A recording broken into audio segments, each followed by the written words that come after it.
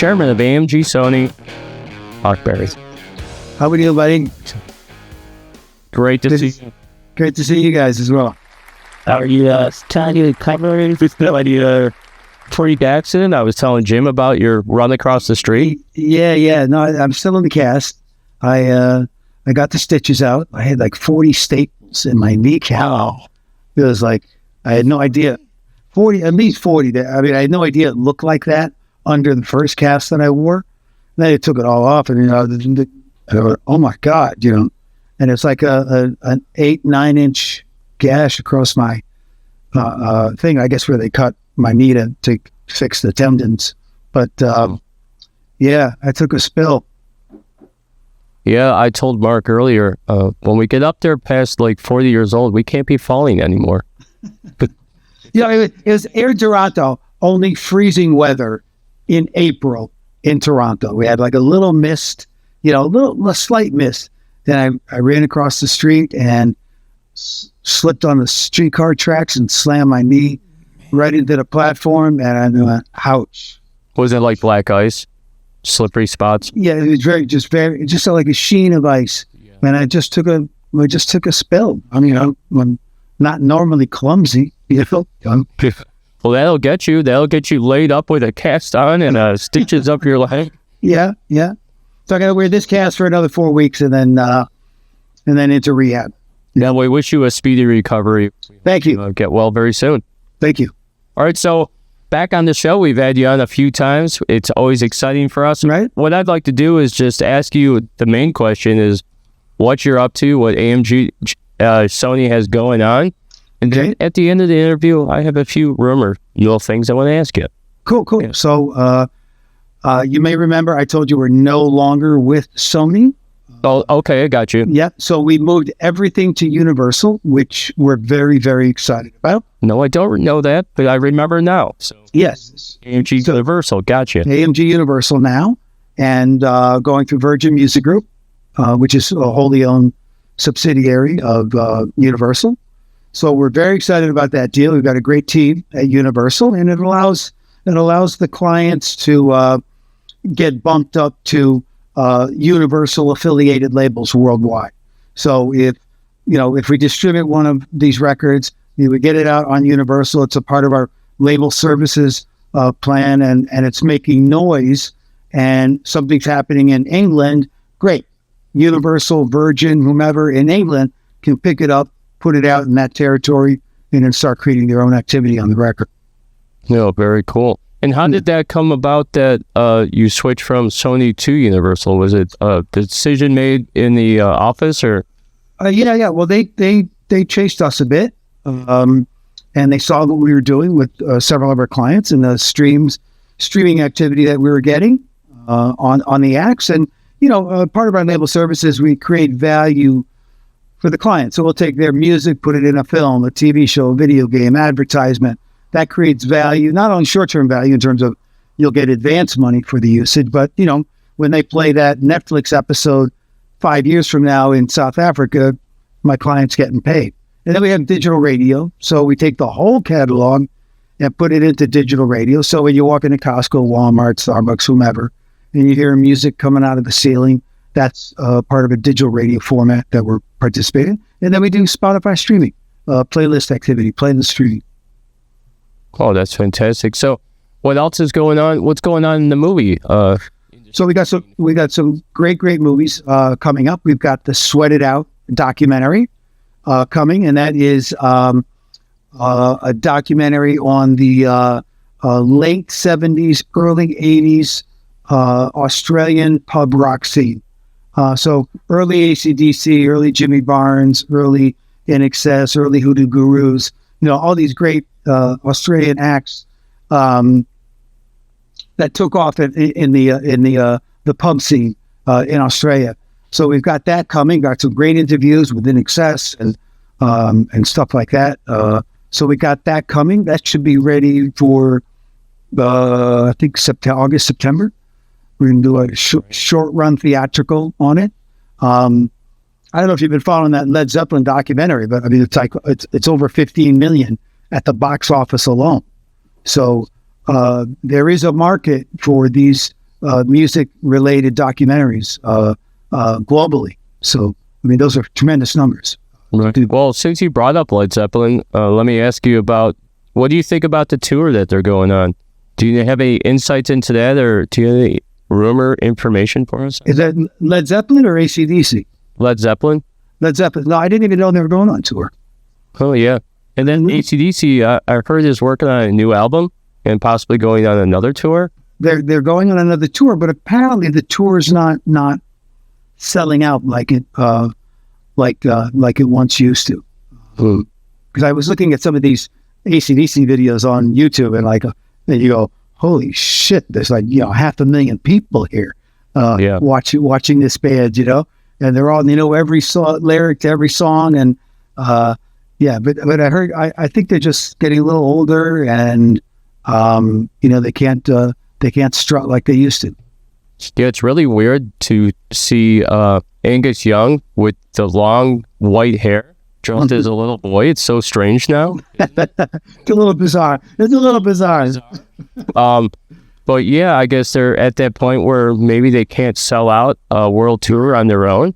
Maybe what they need to do is do like what Motley Crue and those other bands like Def Leppard is doing, that they team up and do the big arenas. Yeah, every summer, I produced Joan Jett. Right? When Joan Jett goes out, she usually goes out with, Def Leppard, Poison. There's 4 of them, and they all go out. And that last tour, I think it was 2 years ago. I think it did like $168 million worldwide. Yeah, it's like the numbers are massive. Yeah, Guns N' Roses just making massive amounts of money every time they go out on the road. Yeah, right. Yeah. Yeah, the new rumor is that Led Zeppelin's going back out on the road. The original lineup with Jason Bonham. Okay. And we were talking about it. We're like, man, Robert Plant, he's been singing folk rock for the past while now with what's her name, Cross? Yeah. What's her first name? I can't think of it. But he does folk rock now. I don't think he can even hit those the notes, like the Lemon Song and Communication Breakdown. If he hasn't been singing in a while, then those are tough songs to sing. Maybe they'll tune down half a step or something. Exactly. Not. It's not a bad idea. Hey, the other thing is, if they do go out on the road, maybe it'll be a situation where they have a huge backing of studio musicians and backing vocalists. Yeah. Like Motley Crue needs those backing tracks for sure. Yeah. And when I went to see Def Leppard, it was all backing tracks. Because I'm sitting there watching it, and I'm in like the 12th row, and I'm going, there's no way these guys at this age are singing these songs. It's like it was like perfect. And you go, oh my God, this sounds incredible, right? So they're playing their instruments, but it's the singing basically that's the backing tracks more than anything. They're adding to the tracks that are already there, right? So make it sound like computer stuff. Yeah, exactly. Because it's like the one thing as a musician, you will lose your voice. Some musicians, some singers are still out there just killing it, even at their older age. But there's some musicians that party maybe too much, run too much cocaine, and destroy those vocals. Yeah, drugs will do it.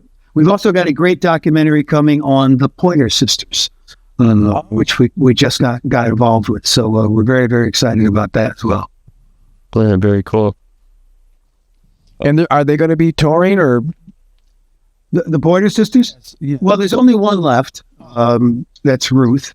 So the other 3 have passed on. Oh, okay. So no longer sisters, just the one. Yeah. But this is like it's a history of the Pointer Sisters. Where they came from, how they got started, and coincidentally, the very first record that I got a credit on, which was the Carly Simon album, "You're So Vain," which was produced by Richard Perry, was Richard's label at RCA Record, Planet Records, signed the Pointer Sisters from very early on, the very first recording. So all those hits in the 80s were on Planet Records, which Richard produced. And that's very cool. And a lot of people don't know that you were at the studio when You're So Vain was recorded, correct? Yeah, I was there. Could you tell Jim, I'm not sure if Jim knows who was the backing vocalist that was too drunk to perform on the song? Somebody else had to sing backing vocals for him. Yeah, so Was that somebody from the Stones? well, somebody from the Stones was there, but in the studio that night came I Can't Live and Live in is Harry Nilsson. He came into the studio because Richard Perry also produced the Nilsson Schmilsson album, which is probably one of the greatest pop records of all time. I can't live if living is without. Just a great song, you know. So Richard produced that, and in the studio to come that night, come Harry Nilsson, and with him is Mick Jagger from the Stones. So, you know, Mick is they're both hammered, just hammered, right? So Harry was supposed to sing on the recording. We didn't know he was going to be hanging out with Mick Jagger. But Harry passed out in the lobby, and we couldn't wake him up. So, yeah,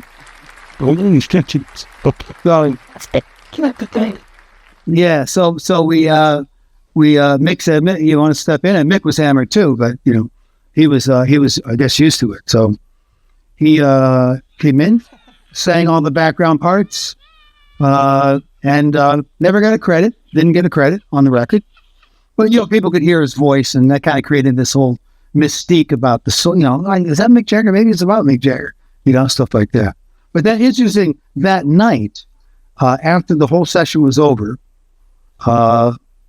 everyone kind of knew what we had, right? What was being recorded, you know, what it sounded like, and we all went over to Olympic Studios in Barnes, just in London, and they were mixing the live '72 tour tapes from the Rolling Stones, and they were doing horn overdubs with Bobby Keys and Jim Price, who sang who played horns on Carly's record as well. And then and I'm just kind of like, you know, Andy Johns was the engineer. And I'm, oh my God, yeah, Andy Johns, my idol. I was just a team boy, right?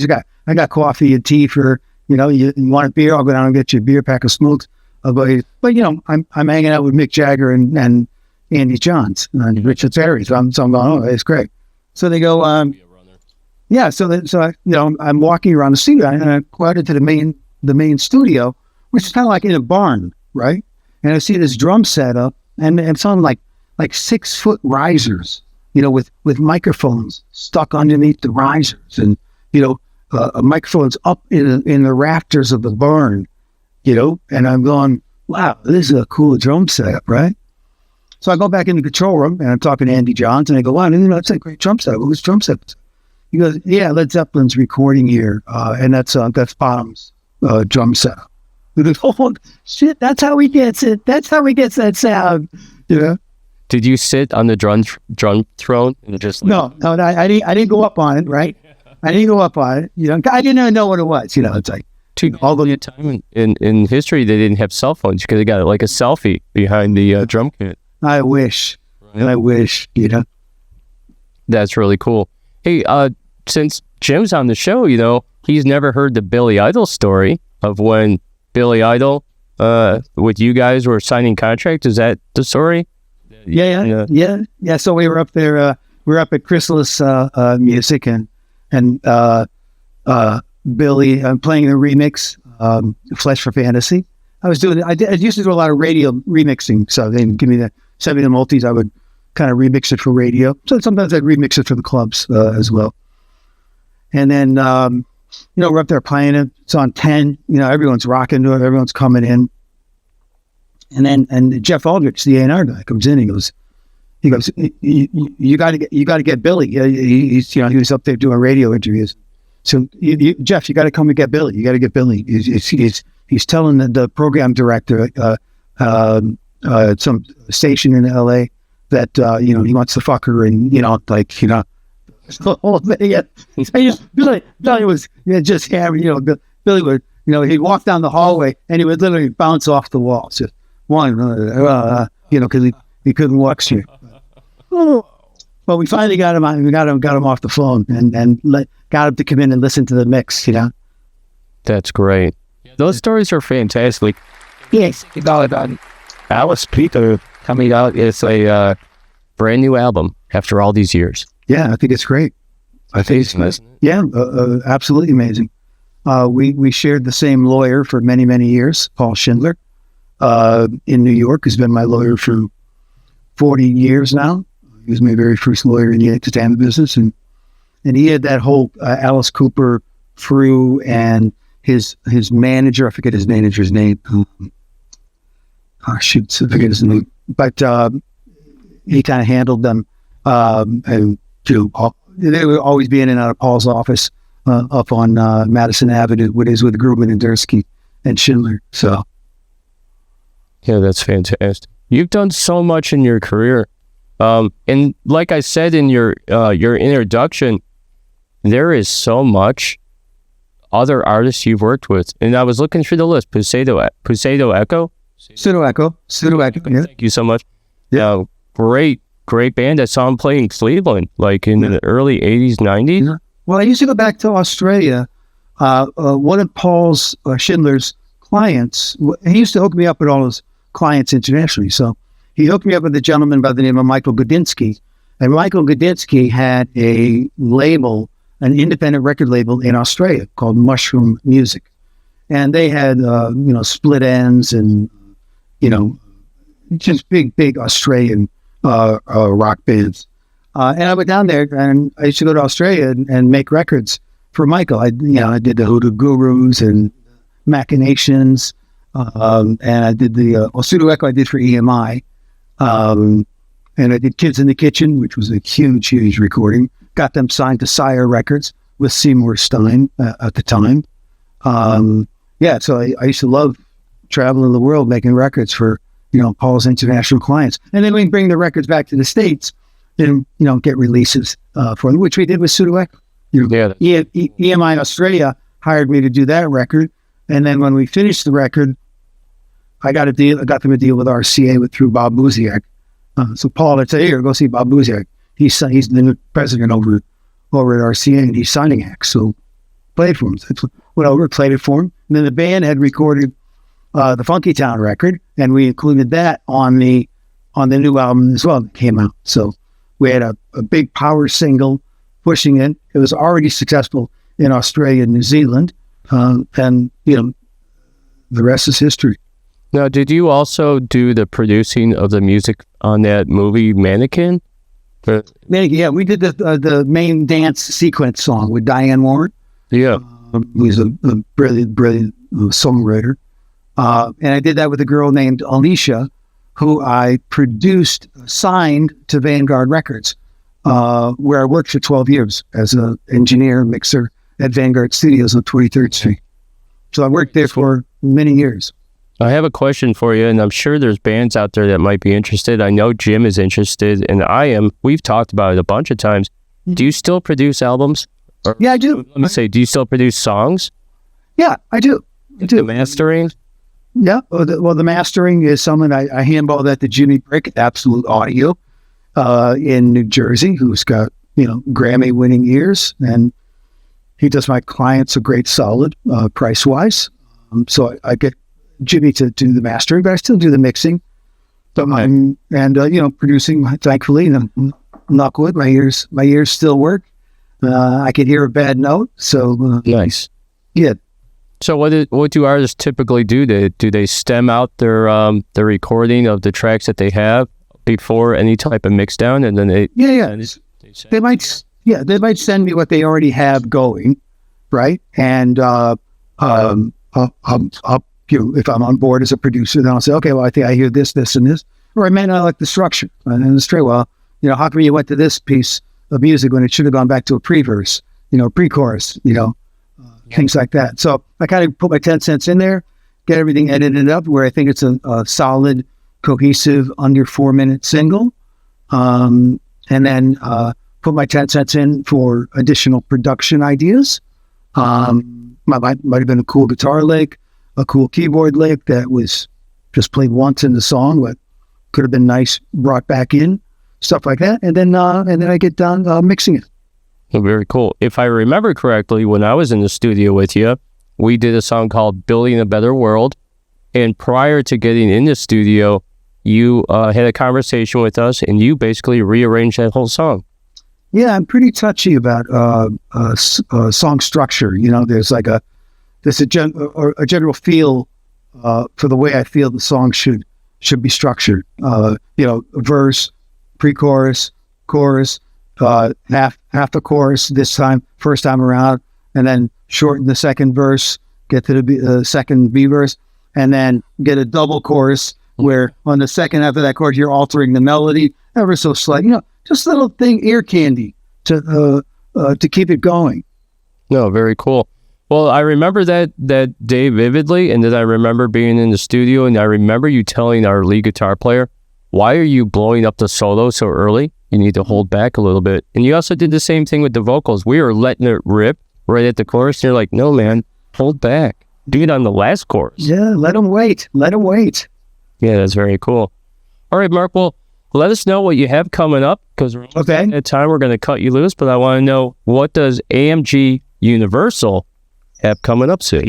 Well, we got several clients coming through that system. We've moved our catalog over from Sony into the Universal system now, so that's all over there. And then we have several film and television projects coming. Of course, we want to finish the Pointer Sisters documentary, and we just got pitched a great project recently on Celio Gonzalez, who's an amazing Cuban singer of the 60s and 50s and 60s. So we're thinking about getting involved in that as well. Paul Schindler, my lawyer, represents Shakira, so there could be some great connections there. That's fair. For that. And then we'll be in charge of the soundtrack and push that through as well. All right, excellent. Thank you so much for joining the show. Absolutely, man. I'll have you on again if that's good with you. Absolutely. This summer, we'll catch up again and see where you're at and the new artists. And Jim's almost ready to go. He has all his music in disco. Man, great, dude. Let's go. Whole project for us over here. He's got new music coming out, so you're probably going to hear from us. Beautiful. This summer. Besides hearing from this guy, you'll hear from me this summer, because I think we need to get at least one song produced by the legendary Mark Berry. That would be great. And let's get some catalog stuff in the film, television, video game, ad agencies, movie trailer companies. There's just the whole smorgasbord of usages that we work on worldwide. That sounds great. I have a question. Is a 2.5 minute song too short nowadays? Is still? Yeah, for me it is. Yeah, okay, I'll remember that. Yeah. I mean, 3.5 minutes. You got a great melody. Give them a double hook the second time around. I do that kind of stuff, but nothing over 4 minutes for radio, right? I wouldn't do anything over 4 minutes. Okay. No Stairway to Heaven. Most of my songs are under 4. Right. Cool. All right. Well, thank you so very much, Mark Berry, AMG Universal. Okay. Fantastic guest, and I hope you heal up soon. Great. Hey, can I get an introduction to Stephen and Dan? Yeah, for sure. Great. Hey, guys, great to meet you. Thank you so much. Stephen and Dan will be coming on the show. Okay, great. We're super excited about those guys, and thank you so much, Mark Berry. You're amazing talent. Okay, buddy. Wonderful thing for. Thank you, Mark. Thanks very much, guys. All right, we'll talk. Have a great night. We'll talk. Okay, buddy. Get better soon, your knee. Yeah, I will. All right. Take care. Take care, guys. Bye-bye. See you. I want to welcome to the show Dan Portik. Dan Portik is a seasoned professional whose journey has been shaped by his diverse passions and wide-ranging skills. Growing up in rural outskirts of Cleveland, Ohio, Dan's deep love for music propelled him forward, eventually led him to develop a profound understanding of sales and marketing. With over 3 decades of experience as a successful business owner and steadfast commitment to his Christian faith, Dan has honed his experience in effectively managing marketing and video production companies. Dan has achieved measurable success, generating millions of dollars through his advertising and video production services. His exceptional abilities have garnered tons of music, tons of business connections. He is also an author, and he is our friend, Dan Portik. He was one of the marketing geniuses behind Loud and Local, still is, because we're not done. We are coming very good these days. Just doing Outlaw Radio right now, having a good time. But we want to Love it. to the show another titan of industry, Dan Portik, BVS Film Studios in North Olmsted, Ohio. Welcome to the show. Hey, man, thanks a lot. This is awesome.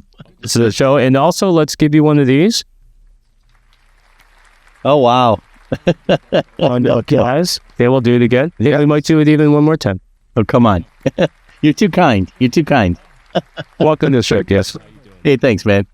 You got to love those ChatGPT descriptions, don't you? They do a nice job. Yeah, do you like the little backgrounds that we got going, the AI? Yeah, everything. This looks really cool, man. Very pro. I love it. Yeah, I learned how to produce. Nice work, man. Every week. Yeah, every week we get better and better. I learned different things. Heck yeah. Learned all about the ins and outs of producing. I'm nowhere near Eddie, but we do enough that we can go live and put on a halfway decent show, right, Jim? Love it. I love it. No, very cool. We're loud and local level, like in the green room and stuff, but it will be. Pretty cool. It will be eventually one day. Yeah. Heck yeah. Awesome. All right, so welcome to the show. Thanks, man. I'm going to thank you for coming on tonight, sharing some of your marketing genius and telling us a little bit about your sales books that you put out, because Sure. that has a lot to do with your abilities and your success at BVS. Hey, thanks, man. Tell us a little bit about how you got into what you do now before we talk about the great topic of AI. AI, right. Just listening to a little background on you. Nice. Yeah, I've been in sales for 40 years now, and I've had the opportunity to work with some pretty big players, and wrote a book with Tom Hopkins, one of the guys back in the day, and it worked out really good. It was one of those things I was trained through him, and then later on in life we kind of partnered and created a book, and then we also did his life story documentary, which was kind of cool.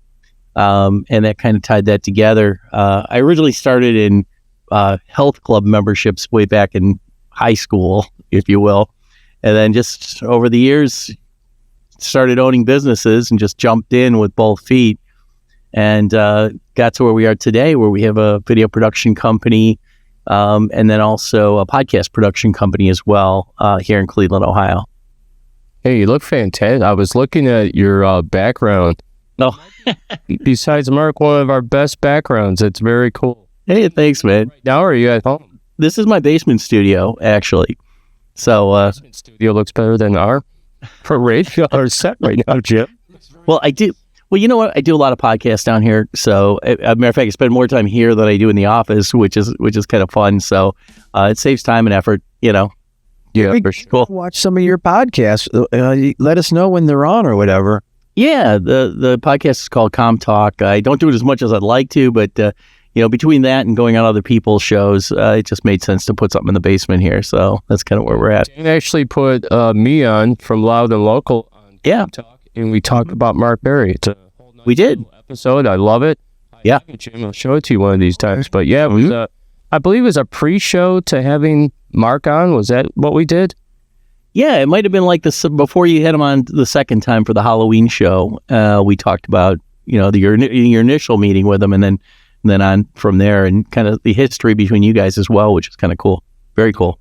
Cool history, and we're continuing that history now that Mr. Moonlight here has signed a co-publishing deal with AMG Universal. Yeah, outstanding. What a surprise. Oh, that's great, man. Catalog over there, and now we're talking to Mark about possibly producing one of Jim's songs coming up. Outstanding. Oh, that's great. That's great. Yeah.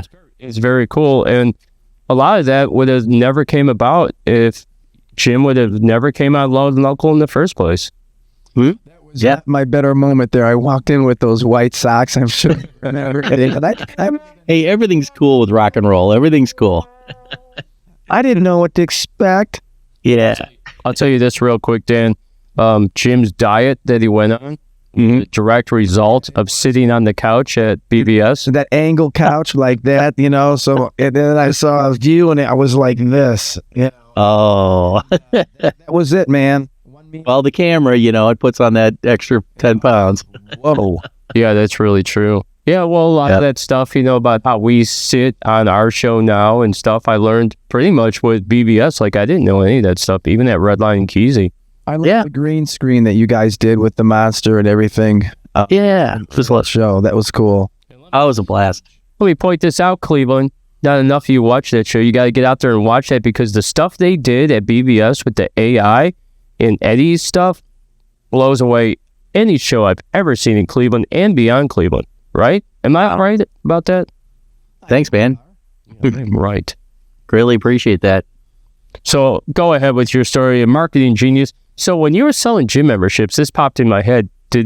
I'm sure you sold a bunch of them, and I'm sure your boss was like, this guy's a genius. This guy, you have something here. Is that where it started? Well, I'll tell you, I didn't know anything about it, and I just kind of jumped in, and I luckily got along with this lady that was she was like a housewife, and she was like the top salesman for the company at the time, and her and I just got along really good. So I learned a lot from her about just getting along with people and asking the right pre-qualifying questions, and then we were actually learning. Back then, it was a hard close. There are no B-backs. You go into a health club membership, if they say they're going to be back, they'll never be back. So, as you close the door behind you, and, you have to sell them at that time. So it came in handy at the time back in the 90s, right? But after that, you still use it. You use some of those little things just to push people, not push them, but kind of guide them over the edge a little bit to do what they really want to do anyway.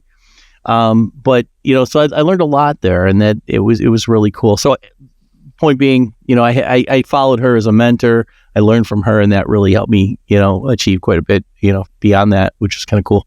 That's very cool. And let me ask you this question. How did the books start in your life? How did the authorship start for you?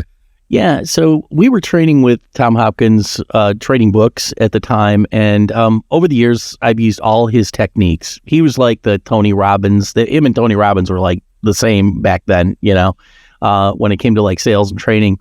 And then one day, as I got further into it, back then it was, you'd go to somebody's place, you'd slide the agreement over in front of them, they'd approve the agreement. But, I was starting to do it online a lot. And I was just doing like these emails back and forth. I said, you know what? I'm going to reach out to the guy on LinkedIn, and I'm going to say, hey, this would be cool if we write a book together. I never wrote a book. I got D's in English. I was, barely surviving, I did nothing to know about this. Yeah, right. That sounds like my teacher, actually. So so back then, I reached out to him on LinkedIn, and he said, I was surprised he got right back to me. And he says, reach out to my VP and talk to them about it. And I'm like, oh, wow. Okay, now what do I do? So reached out to her, and we went back and forth. And like 2 weeks later, she's like, we're interested in the concept of you showing his techniques online. Let's work on it. So she said, let's pitch it to a couple of publishers and see what they say. And like another week later, she says, they're interested. They want to make this go right now. Start writing. I'm like, write what? I don't know. And she's like, just give me a brain dump. She goes, we'll handle it. We've written 25 books. Half of them were bestsellers. We'll handle all of it. All you have to do is just give us all the information in your head about what's happening and what you're doing. So I wrote like 20,000 words, sent it over to them in an email. And between, I would say it was about 8 or 9 months, the book was done, and they handled everything with it, which was outstanding. It was I couldn't ask for a better, situation to get into that world. And I was very grateful. It was an honor to work with them. So from there, we put it out. They did a couple of promos and became a bestseller in like 3 weeks, which is like, whoa, okay, I'm an author now. It's like really bizarre. So then I started writing books after that, that related to, how to do things like, profiles online, building your profile and, reaching anybody online. I was fine. We have a book out that talks about that as well. And, how to negotiate. That's a new one that we just put out, because in the times we're in now, it's always good to negotiate with people that you could save a little money, things like that. So that's the process. That's the process. And you have some books out. That's great.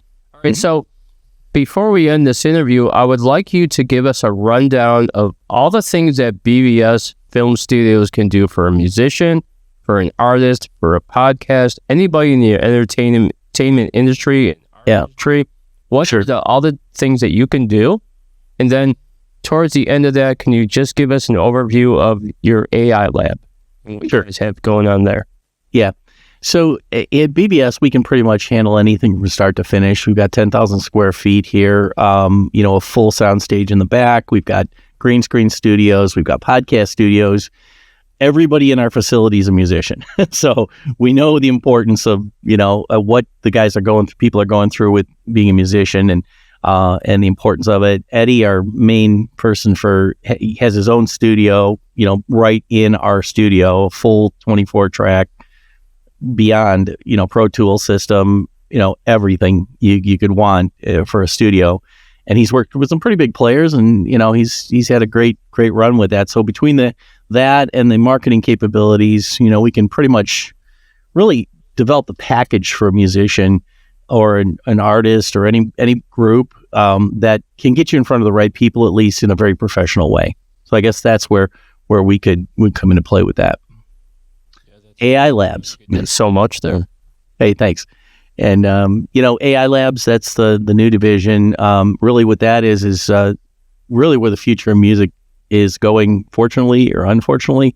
We can do AI assisted music. I sent one over to you guys you heard that one, and that was, 15 minutes worth of work. It was unbelievable that could come up with something like that. But the AI labs can do a lot of things. We try to stay on the cutting edge of the AI world and what's happening now, between the songwriting capabilities of that and assisting, by using a studio to bring tracks in, take tracks apart within things like that. And then on the other side of it, the green screen, we can really kind of tie anything together with AI now. You can, like you saw Godzilla walking behind you, on your last podcast. Cool. Yeah. And right now it's just scratching the surface. There's so much that's going to be happening, and it's going to be a lot easier for people to do things quicker and less expensive, I would say, over the next 6 months to a year. Well, not only at BVS Film Studios is Dan Portik there, there's also a whole crew there that does awesome work. Besides that, Alex's son, Dan's son, Alex, so works there. He did a lot of our intro stuff. He did a lot of our musics on the show. He does a lot of work. He also did the thing where we turned Mr. Moonlight into Zombie Jim. Yeah, right. Yeah, he's the AI guru in our place, and every like couple of days, like, Dad, can I borrow the credit card? Give him the credit card. We got another subscription we have to get. Okay. This will make it do this, Creative. He also did the thing where I took my head off. Yes. That was very cool too. So yeah, he could do all kinds of stuff. And that's the one thing I always tell my friends. I'm like, man, you guys are making music videos and you're struggling to do so. Just give them a call. They have green screen room. They could do all AI. They could do whatever you need. And then you got you got Eddie. I'm all screwed up. You got Eddie at AudioWorks, right? Yeah. Doing sound design and doing recording, and he's working with bands. He's working with Avenging Scarlet. After they were on our show, they saw how great the sound was and how he made the acoustic sound alive and warm. Yeah. They booked their studio time. So same thing with Bill Sanders. He came on our show, he did the acoustic, and he was like, man, this is great. He went in there later, Jim. Well, he did a bunch of green screen stuff and made a whole bunch of like music videos. So yeah, these are the guys to go to. Greatly appreciate. Just music too. You like car dealerships and all kinds of businesses you do work for. Is that correct? We do. And, being in marketing for 40 years, we can help develop the campaigns for awareness and for getting in front of people and whatever you may have a need for through the AI world, as well as social media, and tying it all together. So there's a whole process behind it if someone inclines to do so. All right, very cool. Well, I want to thank you so much for coming on the show. Yeah, thanks for having me. Portik, BVS Film Studios in North Homestead, Ohio. Go there for any type of business that you need. And they do industrial videos. They do anything your business is. They also work with a ton of musicians. They're all musicians, so this is the place to go. If you're a rocker in Cleveland or beyond, you can send your stuff and they'll work on it. True. Stuff, right? Thanks, man. Stuff, Jim. Yeah. All right, everybody. This has been Dan Portik, BVS Film Studios. Want to thank you so much for coming on the show. Thanks, guys. Great. You too, man. Take care. All right. Bye-bye. Bye. That was a great interview. It was.